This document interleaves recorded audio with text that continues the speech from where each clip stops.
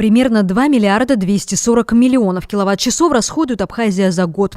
Это при учете, что по сравнению с прошлым годом потребление сократилось на 550 миллионов киловатт-часов. По словам главы Черноморэнерго, оптимальная цифра потребления для республики должна составлять не более 1 миллиарда 800 миллионов киловатт. Как говорит Тимур Джинджоли, Абхазия с населением до 250 тысяч человек потребляет как средний 1,5-миллионный город. Скажу так, когда идет расход электроэнергии по делу, когда работает предприятие, гостиницы, те же самые фонтаны, не жалко.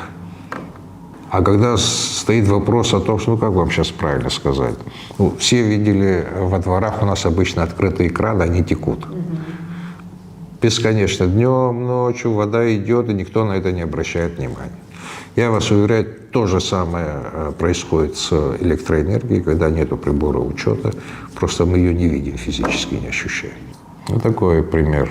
Бывает, что ночью едешь куда-то в деревню, освещен весь забор по периметру, в коровнике висит 8, 10, 12 лампочек, стоит котел, который потребляет 25-30 киловатт, без защиты, без терморегуляции.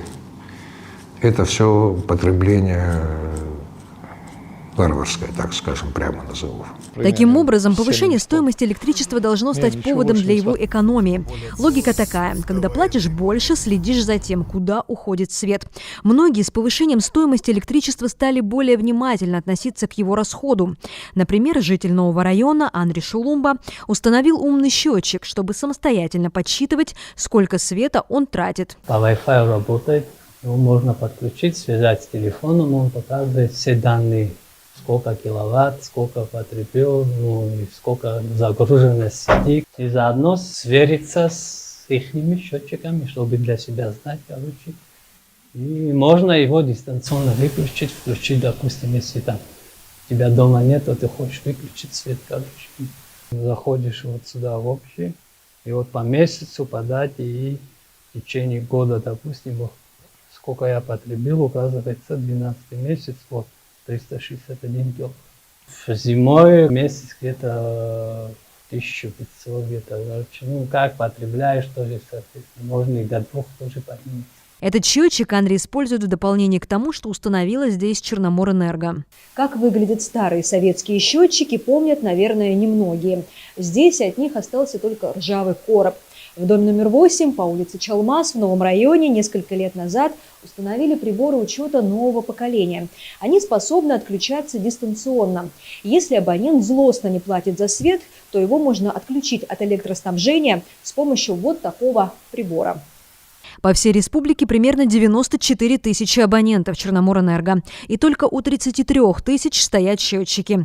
Остальные потребители платят по усредненной цене.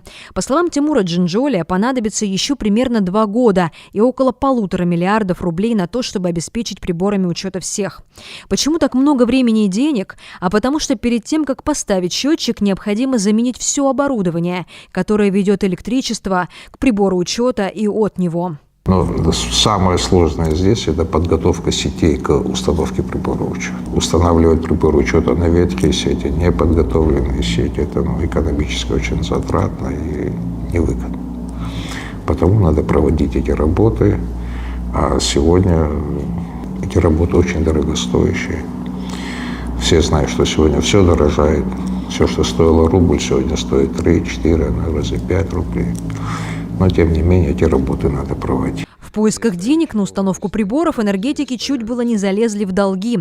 Было намерение взять кредит на эти цели, но деньги в стране нашлись. То есть будут приведены в порядок стейки, ГРШ, распределительные коробки на этажах. Полностью будет заменен магистральный провод, который заходит и поднимается по всем. То есть вот это вот все тоже изношенное хозяйство, которое мы сейчас имеем, говоря о жилом фонде, оно будет приведено в порядок. И в этом смысле это действительно беспрецедентная масштабная программа по восстановлению вот этого всего внутридомового хозяйства. Средства на эту программу уже посчитаны не в рамках договоренности Министерства энергетики России и Абхазии. Мы попросили коллег, чтобы они прислали специалистов. оценили стоимость, масштаб приобретения оборудования, работы и всего остального. То есть та сумма, которую вы назвали, она является вот результатом вот этой вот оценки.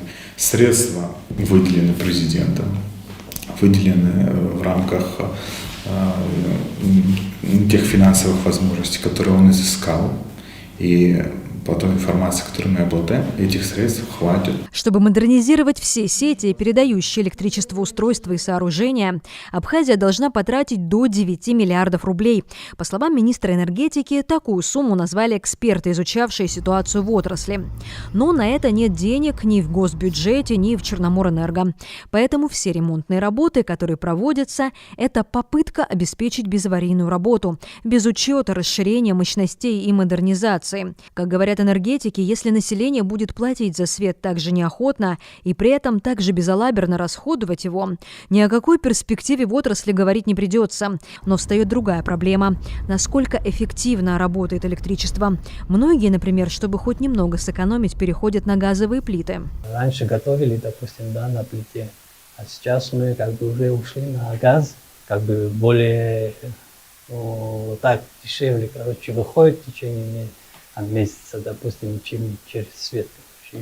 Сейчас готовим только на газе. И, соответственно, сейчас альтернативы нету, отапливаем, конечно, это. Но как сберечь тепло, которое дает свет, если нет ни привычки, ни условий его беречь? В советское время во всех многоквартирных домах было предусмотрено центральное отопление. Поэтому вопрос сохранения тепла не стоял так остро, как сегодня. В этой многоэтажке мы можем видеть сквозные отверстия из подъезда на улицу. А это значит, что, обогревая свои дома электричеством, часть тепла мы отдаем подъезду, а значит и улице, так как все многоэтажки здесь обдуваются холодными ветрами, особенно зимой. Весь свет в подъезде – это общие городские коммуникации, то есть люди не платят за освещение подъезда. Свет горит здесь круглые сутки, за него платит город, и это говорит о том, как экономно мы относимся к нашему электричеству. Сетевая карта называется. Там канализация, электрика, все там на ней написано. Технологии энергосбережения и теплоизоляции были изобретены и применяются там, где знают цену электричеству и платят ее. А пока перед нами такой факт, что Черноморэнерго, собирая плату за свет, направляет эти деньги на покупку электричества в России, а затем реализует его населению по цене почти в 2 раза дешевле закупочной, вместо того, чтобы тратить эти деньги на модернизацию, потому что это единственный способ избежать веерных отключений. Марьяна Котова, Владимир Капуза, Абаза ТВ.